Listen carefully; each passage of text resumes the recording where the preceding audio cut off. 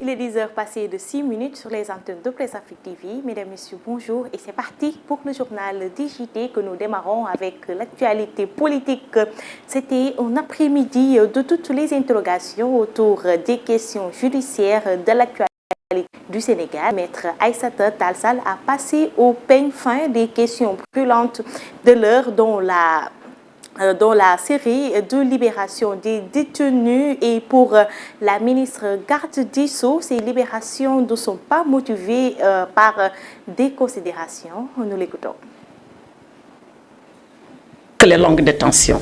C'est pour vous dire, mesdames et messieurs les journalistes, que ce que le président de la République nous a demandé de faire dans une adresse solennelle à l'occasion du Conseil des ministres du 7 février, nous étions déjà en train de le faire et nous avions déjà commencé à le faire. Depuis le 9 octobre, ensuite le 21 décembre et enfin le 7 février venant de Monsieur le Président de la République.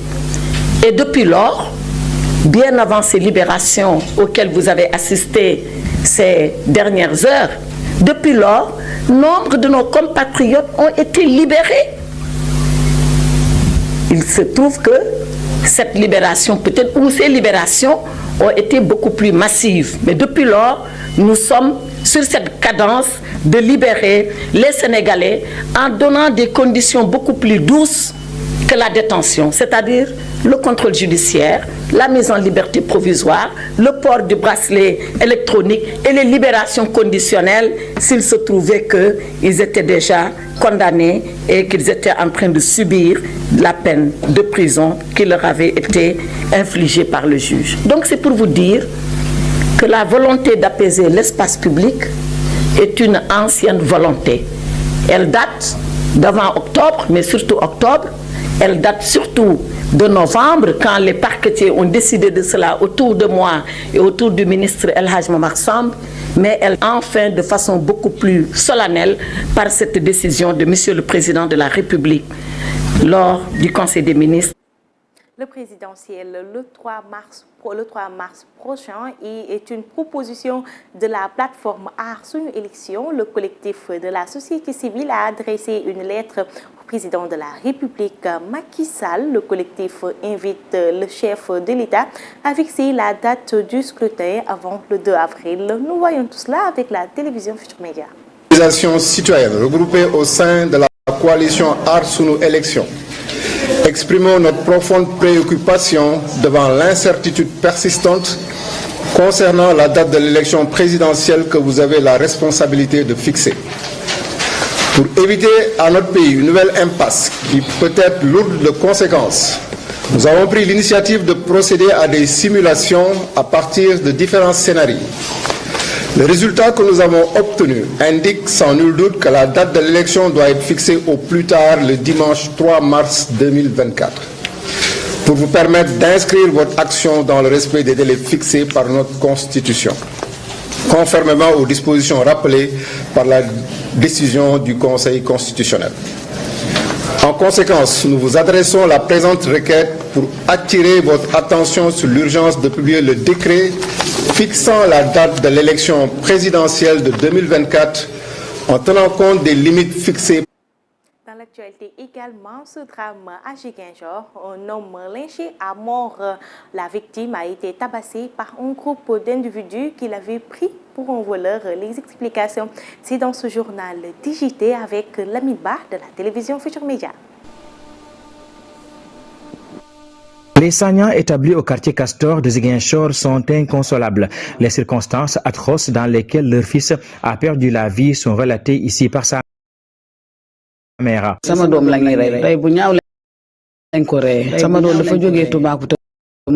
mon fils qui a été tué dans des conditions très atroces et revenait de Toubacouta transportant du bois mort à bord d'un tricycle qu'il vient revendre en ville pour subvenir aux besoins de la famille.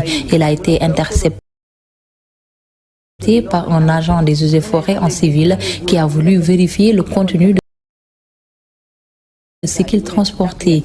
Mon garçon a voulu s'enfuir, mais il a été poursuivi par l'agent des eaux et forêts en civil, aidé en cela par un groupe de jeunes avant de le rattraper vers Kenya. Il a été battu sur place à mort à l'aide de coupe-coupe, de gourdins et de pelles. Ils l'ont tué injustement.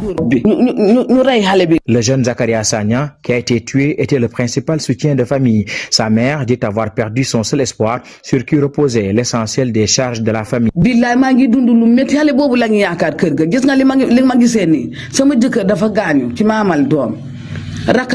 Était l'espoir de toute notre famille. C'est lui qui subvient aux besoins de la famille. Ils nous ont causé vraiment du tort en lui ôtant la vie. Il était très ambitieux. Qu'allons-nous devenir maintenant? L'épouse de la victime peine à essuyer ses larmes depuis qu'elle a appris la nouvelle de la mort de son mari. Elle soutient avoir perdu un époux exemplaire.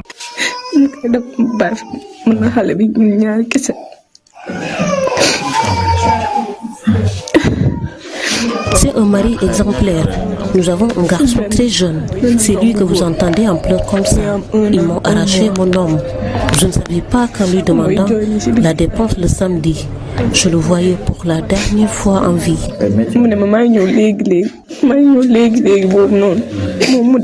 Nous avons tenté d'entrer en contact avec les services des eaux et forêts pour en savoir sur les accusations d'implication de leurs agents, mais en vain. Il faut ajouter que la police a ouvert une enquête pour mettre la main sur les auteurs.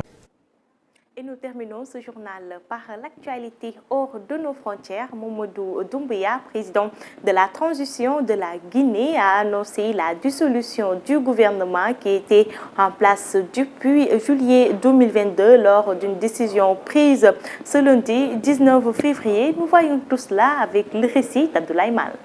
D 2024 043 PRG CNRD SGG portant dissolution du gouvernement. Le général Mamadou Doumbouya a dissous le gouvernement de la transition en Guinée. Une décision accompagnée d'une série de mesures qui suscitent de nombreuses interrogations. Le décret de dissolution signé par le président Mamadou Doumbouya a été lu à la télévision nationale par le général Amara Kamara, par ailleurs secrétaire général à la présidence de la République. Vu le communiqué 01 du Comité national du Rassemblement pour le développement, CNRD, du 5 septembre 2021, portant prise effective du pouvoir par les forces de défense et de sécurité, décrète. Article 1er. Le gouvernement est dissous. En attendant le nouveau gouvernement, ce sont les directeurs de cabinet et les secrétaires généraux qui sont désormais chargés d'expédier les affaires courantes. La gestion des affaires courantes sera assurée par les directeurs de cabinet, les secrétaires généraux et les secrétaires généraux adjoints jusqu'à la mise en place d'un nouveau gouvernement. Après cette dissolution par le ministre secrétaire général de la présidence de la République, un communiqué du Comité national du Rassemblement pour le développement annonce les mesures conservatoires qui s'attachent à cette dissolution. Les autorités guinéennes n'ont pour le moment fourni aucune explication sur les raisons de cette dissolution, encore moins les mesures qui les accompagnent. Et nous arrivons au terme de ce journal DJT. Mesdames et messieurs, merci de l'avoir suivi. Continuez à regarder nos programmes sur Presse Afrique TV HD et vous pouvez retrouver à midi Guédado Gueye et sa team pour votre bloc d'information. D'ici là, je vous souhaite de passer une excellente matinée.